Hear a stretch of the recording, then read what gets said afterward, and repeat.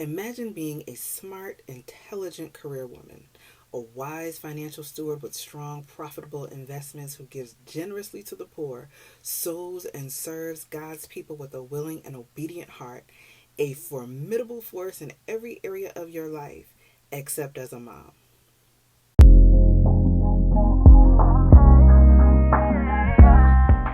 Hey girl, hey. So listen, whether you're new here or you've been following me for a while, welcome. I am your favorite healing coach, Coach Kim the author, who went from 30 years as an unloved daughter to allowing God to heal my heart of the emotional trauma of my childhood and transform me into His daughter, an unapologetic woman of God who's been able to put aside the pain of my past, learn from my childhood and my own parenting mistakes to be able to embrace the me He created me to be so I can be a better woman, wife, and mom to my kids who hopefully won't need to heal from their relationship with me in the future. And through the leading of the Holy Spirit, I have helped other women to do the same thing. I always knew I wanted to be a mom. Even when I thought I didn't want to be a mom, part of me knew that it was a lie because I had to be a mom. I had to have some kids that I could love and treat better than my parents treated me. And when I found out I was pregnant the first time, I was so scared. I literally went to the doctor for a sinus infection and he told me I was pregnant.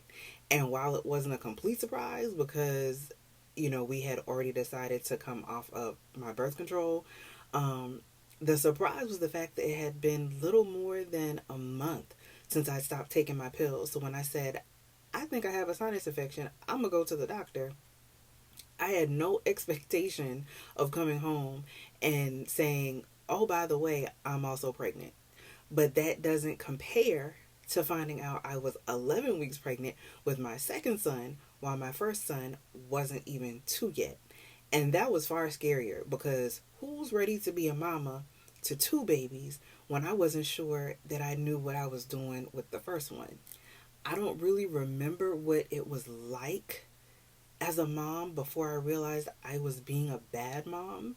I remember they were small and rambunctious and not wanting to take both of them with me at the same time when I went to the store because for some reason one at a time was, a calm trip to the store. Both of them together was a full on adventure. And I really just didn't have the bandwidth like ever. I do remember middle of the night feedings and birthday parties and watching them with my grandmother and my dad. But what I really remember is them being older, like 6 and 8, and me being mad at them for every little thing all the time. Like, why are there toys everywhere? Why is there always a mess I have to clean up? Why is something else that I can't afford to replace right now broken because they won't listen? And I was sick of hearing boys will be boys and they're just babies. I wanted peace and I wanted them to love me enough to listen to what I said and do what I said. And the older they got, the worse it seemed to get. So the angrier I got, but I would never physically punish them in my anger. But I did find myself punishing them with my silence and my refusal to spend time with them because I was so upset about whatever little stupid, petty, childish thing that they did that kids do that I didn't want to be around them. So I'd isolate myself from them and then have the audacity to thank God that they had each other so I wouldn't have to be bothered with them. And it was crazy. And at some point I figured I was crazy and I started getting mad at myself. I started hating myself for being a bad mom, for praying to God to bless me with the same kids that I found myself ignoring and being mad at all the time. And at first I thought it was just the stress of the loss of our house to foreclosure and having to stay with my parents again. But when we moved into our own space again, I was still angry all the time for seemingly no reason, and only when my husband and sons were happy. It's like their joy really pissed me off. And that made me feel like something was definitely wrong with me. And that's when I started asking God to help me and show me what was wrong with me. Because I didn't want to be this person who prayed for this amazing husband and was mad at him for being the fun dad who made the kids laugh all the time while I was the perpetual fusser and the bad guy, always laying out the discipline, and not because I wanted to, but because I felt like that's all I was good for, keeping everything in order. But when I sat still and let God speak to me, He showed me that it wasn't me, but this evil pattern in my family's bloodline that had kept us all from truly walking in the calling He had for us by keeping us in this bondage to the fear of letting down our parents and being mocked by our family and so-called friends. So we fell victim to holding ourselves hostage to people pleasing and trying to earn love, even if that meant giving up on our dreams. And then we have these beautiful, amazing kids who we see so much of ourselves in that we want to beat it out of them, to save them and protect them and keep them all to ourselves, or because, God forbid, they grow up and be better than us, braver and stronger and ballsier than we were, and able to break this cycle. And we don't realize that our anger isn't about them, it's about us. And the sooner we realize we have healing to do, we can stop making the excuses that make us feel like bad moms, because we're not. I'm not a bad mom. You're not a bad mom. Was I making some bad choices? Yeah.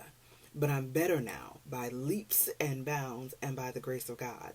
And the first thing I did after creating my 40-day healing process that got me out of my emotional hostage situation and helped me to start being a better woman and mom was to accept the fact that I'd made mistakes.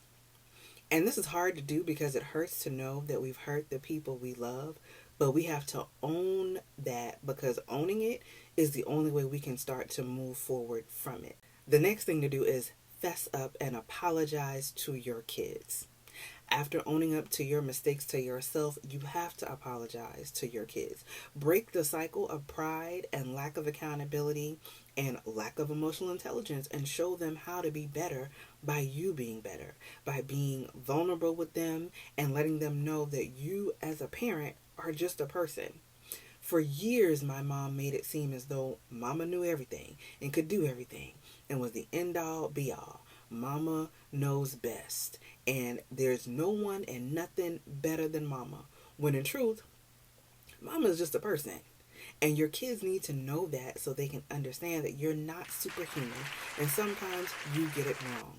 And when you do, the right thing to do is apologize. The same way you'd want an apology, and the same way you'd want them to apologize to someone else if they'd done them wrong, is the same way we have to apologize to them.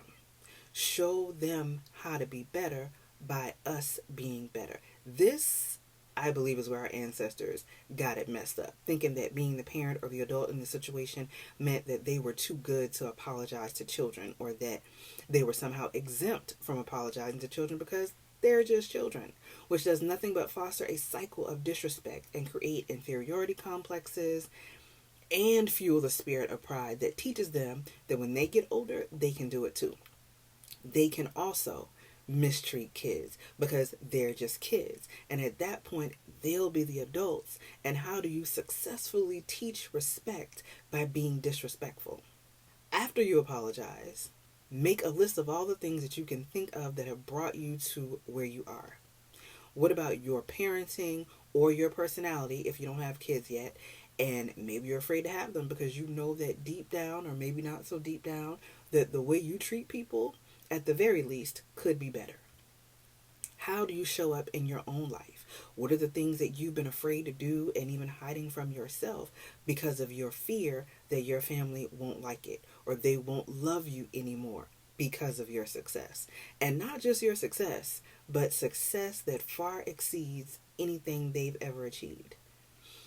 Dig deep and take a serious look at all the things on your list and start working on being the opposite of those things, because those are the things that have held you back. Becoming the opposite, or unbecoming as I like to call it, can get you closer to walking in the life you've truly wanted. And lastly, for this video at least, start to forgive yourself. We don't know what we don't know, and we only know what we know after we know it, which is why it said that hindsight is 20/20. Now that you know where you've gone wrong and are taking steps to change those ways and be the woman and wife and mom you want to be, forgive yourself for the things that you got wrong. For all the ways you unintentionally or maybe intentionally hurt the people you love trying to protect your own feelings. For all the ways that you've limited yourself and then resented those around you for the choices you made. For all the ways you tried to show up as someone the world would love while secretly hating yourself. Forgive yourself. And then start fresh on your journey to healing.